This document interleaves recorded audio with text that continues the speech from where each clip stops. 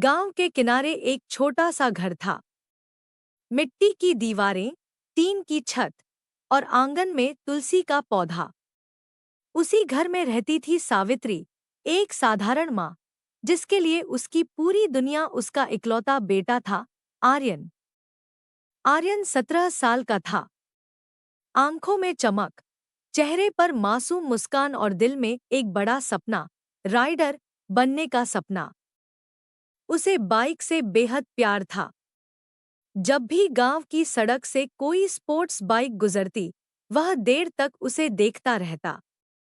उसके दोस्त उसे चिढ़ाते, तू तो एक दिन बड़ा राइडर बनेगा।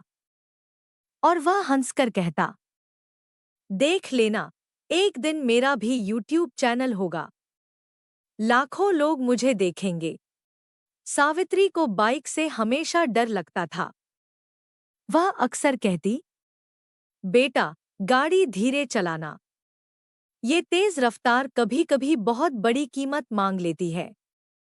आर्यन मुस्कुराकर जवाब देता, माँ, मैं संभाल लूंगा। आप बस दुआ करना। सावित्री जानती थी कि उसका बेटा समझदार है, लेकिन माँ का दिल तो हमेशा डरता ही है। आर्यन ने 12वीं पास की। उसके पापा इस दुनिया में नहीं थे। सावित्री ने सिलाई कर करके, दूसरों के घर काम करके उसे बड़ा किया था।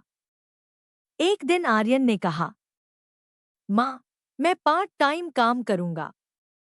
पैसे जोड़कर अपनी बाइक खरीदूंगा। सावित्री ने उसे देखा।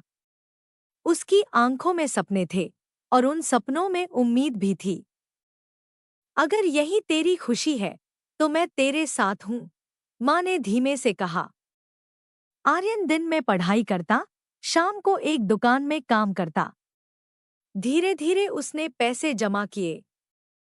1 साल बाद उसने अपनी पहली सेकंड हैंड बाइक खरीदी। उस दिन वह बाइक लेकर घर आया। माँ, देखो। सावित्री ने दरवाजे से बाहर आकर देखा। उसकी आंखों में खुशी और डर दोनों थे। उसने आर्यन की नजर उतारी। खुश रहो बेटा, बस खुद का ख्याल रखना। आर्यन ने अपना यूट्यूब चैनल शुरू किया, राइड विद आर्यन। शुरुआत में वीडियो पर सिर्फ 20-30 व्यू आते थे। दोस्त हंसते थे, छोड़ दे यार, ये सब तेरे बस का नहीं। लेकिन वह नहीं रुका। वह सुबह सूरज निकलते ही खाली सड़कों पर जाता, हेलमेट पहनकर छोटे छोटे मोटिवेशनल व्लॉग बनाता।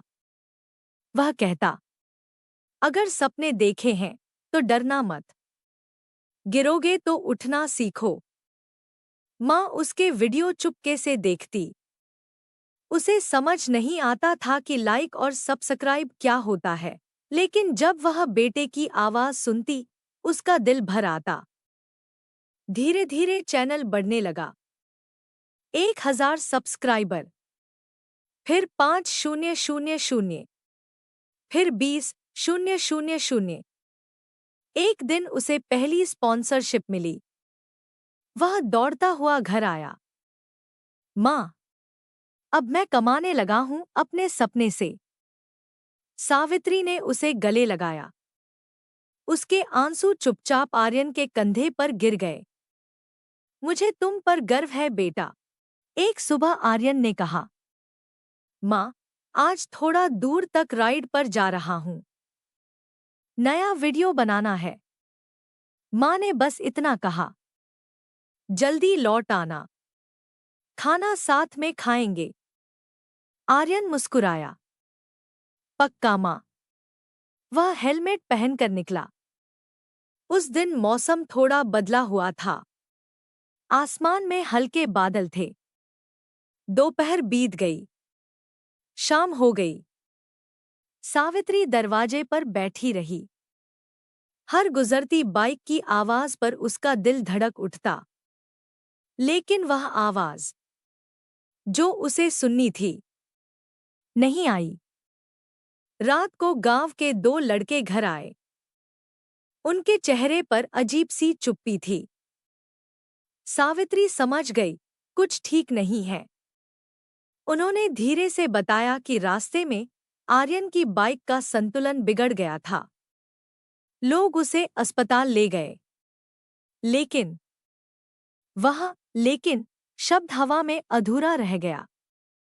सावित्री की दुनिया वहीं रुक गई।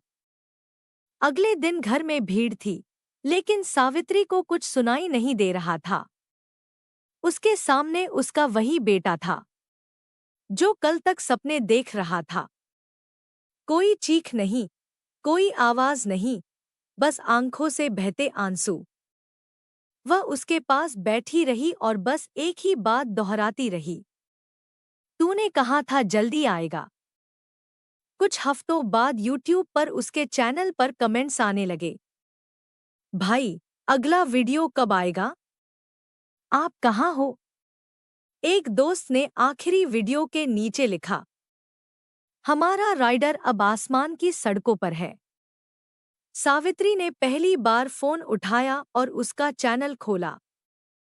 उसने बेटे की आवाज सुनी, अगर मैं कभी हार जाऊं तो समझना मैं फिर उठने की तैयारी कर रहा हूं।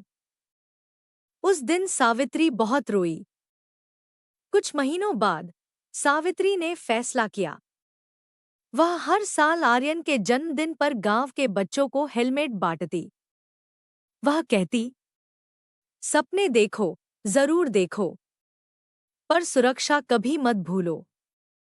गांव के लोग अब उसे सिर्फ सावित्री नहीं कहते थे। वे कहते थे, ये उस राइडर की माँ है, जिसने सपना देखा और हमें सिखा गया कि जिंदगी कितनी कीमती है। एक शाम सावित्री फिर उसी आंगन में बैठी थी। आसमान में तारे चमक रहे थे। हवा चली। उसे लगा जैसे कोई धीरे से कह रहा हो, माँ। उसकी आंखों से आंसू गिरे, लेकिन इस बार उनमें सिर्फ दर्द नहीं था, गर्व भी था।